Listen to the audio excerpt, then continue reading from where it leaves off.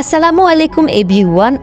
আমি আজকে আপনাদেরকে কাঁচা আম দিয়ে টক ঝাল মিষ্টি আচার করে দেখাবো।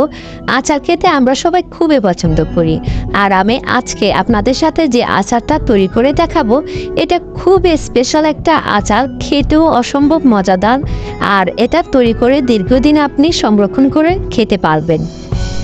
আশা করছি আজকের রেসিপি আপনাদের ভালো লাগবে এবং সহজ লাগবে। তাহলে চলুন কথা না বাড়িয়ে চলে যাচ্ছি মূল রেসিপিতে। এই আচারটি করার জন্য এখানে আমি 5টা কাঁচা আম নিয়েছি। আমগুলোকে ধুয়ে আমি একটা টিস্যু দিয়ে মুছে নিয়েছি। এখন সবগুলো আমের খোসা ছাড়িয়ে নিতে হবে।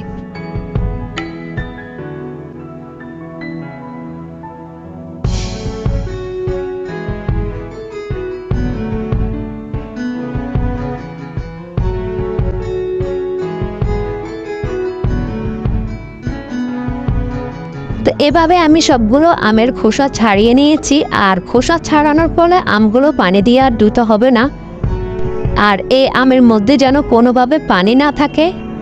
এখন আমি এরকম একটা গ্রেটার নিয়ে নিয়েছি। গ্রেটারের যে মোটা অংশটা আছে ওইটা দিয়ে আমি সবগুলো আম গ্রেট করে নেব। এখন সবগুলো আম আমি গ্রেটারে খুব সুন্দর করে গ্রেট করে নিচ্ছি।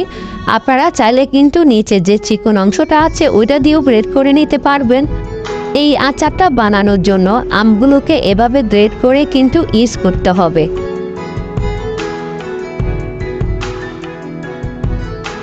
তো আমার আমটা কিন্তু গ্রেট করা হয়ে গিয়েছে, আর আমার আমের আটিটা কিন্তু খুব শক্ত হয়ে গিয়েছে, দেখতে পাচ্ছেন।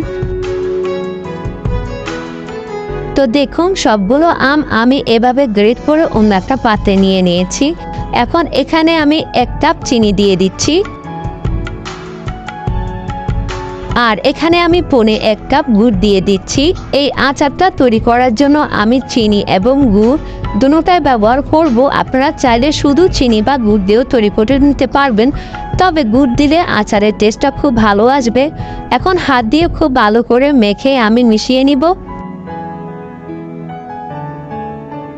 আর চিনি আর গুড় দিয়ে এভাবে আমটাকে মেখে নিলে চিনিটা খুব সুন্দরভাবে গলে যাবে। এখন এটাকে আমি একটা সাইডে রেখে দিচ্ছি। এই আচারের জন্য আমি একটা মশলা তৈরি করে নিব। এখানে আমি 5-6টার মতো শুকনো মরিচ নিয়েছি, 1 টেবিল চামচ নিয়েছি ধনিয়া, 1 টেবিল চামচ নিয়েছি জিরা, আর 1 টেবিল চামচ নিয়েছি মৌরি। এখন এগুলোকে আমি প্যানে হালকা টেলে নিব। তো এখন প্যানে দিয়ে দিচ্ছি। এখন চুলার আঁচটা মিডিয়াম লোতে করে আমি এইগুলোকে 2 থেকে 3 মিনিট টেলে নিব। তো আমার এগুলো টালা হয়ে গিয়েছে, এখন আমি চুলা থেকে নামিয়ে নিচ্ছি। এখন চুলা আবারও প্যান বসিয়ে দিয়েছি, আর 2 টেবিল চামচ দিয়ে দিচ্ছি সরিষার তেল। তেলটা যখন পুরোপুরি গরম হয়ে আসবে তখন আগে থেকে যে আমরা আমগুলো চিনি আর গুড় দিয়ে মেখে রেখেছিলাম ওইগুলো প্যানের মধ্যে দিয়ে দিচ্ছি, দিয়ে নেড়ে চেড়ে নিতে হবে। এখন চুলার আঁচটা বাড়িয়ে দিয়ে আচারটাকে অনবরত নেড়ে চেড়ে নিতে হবে। 2-1 মিনিট যখন একটু পানি টেনে আসবে তখন এখানে আমি দিয়ে দিচ্ছি 1 চা চামচ থেকে একটু কম বিট লবণ, আর স্বাদ অনুযায়ী দিয়ে দিচ্ছি লবণ। আবারও নেড়ে চেড়ে খুব ভালো করে মিশিয়ে নিতে হবে। আর চিনি আর গুড় যেহেতু দিয়েছি প্রচুর পরিমাণে পানি বেরিয়েছে, তার জন্য চুলার আঁচটা বাড়িয়ে কিন্তু আচারটা তৈরি করে নিতে হবে যাতে করে পানিটা শুকিয়ে যায়। আর এই আচারের মধ্যে বিট লবণটা অবশ্যই দিবেন, এতে করে আচারের টেস্টও খুব ভালো আসবে। তো আবারও নেড়ে চেড়ে নিতে হবে। এখন এখানে আমি 1 টেবিল চামচ দিয়ে দিচ্ছি ভিনেগার। এই আচারটার মধ্যে ভিনেগার কিন্তু অবশ্যই দিতে হবে, এতে করে এই আচারটা অনেক দিন পর্যন্ত সংরক্ষণ করে রাখতে পারবেন। এখন আগে থেকে যে আমরা মশলাটা টেলে নিয়েছিলাম ওইটা আমি ব্লেন্ডারে হালকা একটু ব্লেন্ড করে নিয়েছি, ওইখান থেকে আমি 2 টেবিল চামচ দিয়ে দিচ্ছি।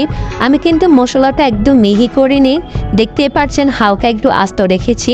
এখন এড়ে চেড়ে মশলাটাকে আচারের সাথে খুব ভালো করে মিশিয়ে নিতে হবে। আর আমার চ্যানেলে কিন্তু আরও অনেক রকমের আচারের রেসিপি দেওয়া আছে, আপনারা চাইলে আমার চ্যানেলটা ঘুরে আসতে পারেন। তো দেখুন আমার আচারটা একদম রেডি হয়ে গিয়েছে। এই অবস্থা আমি আচারটা নামিয়ে নেব, কারণ আচারটা যখন ঠান্ডা হয়ে যাবে তখন আরও একদম ড্রাই হয়ে যাবে। এখন আমি চুলা থেকে এটা নামিয়ে নিচ্ছি। তো দেখুন আচারটা ঠান্ডা হয়ে যাওয়ার পরে কিন্তু আরও ঘন হয়ে গিয়েছে। এখন এটাকে একদম পুরোপুরি ঠান্ডা করে আমি এটাকে সংরক্ষণ করব। আচারটাকে সংরক্ষণ করার জন্য এরকম একটা কাচের জার বা বয়াম নিয়ে নিতে হবে। আর জারটাকে খুব ভালো করে ধুয়ে টিস্যু দিয়ে মুছে নিতে হবে, কোনোভাবে যেন পানি না থাকে। আর একটা কথা মাথায় রাখবেন, আচার কখনোই হাত দিয়ে খাবেন না, বা আচার যে স্পুন দিয়ে নেবেন ওই স্পুনটা যেন শুকনো থাকে, কোনোভাবে স্পুনের মধ্যে যেন পানি না থাকে।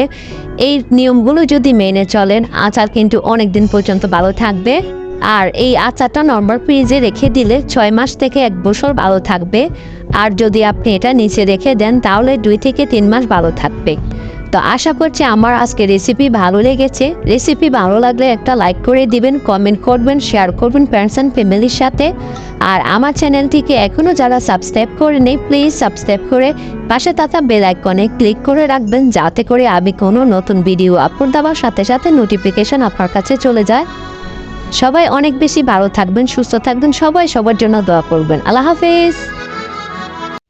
Thank you for watching. For more updates, subscribe our channel. Like, comment and share. Thank you.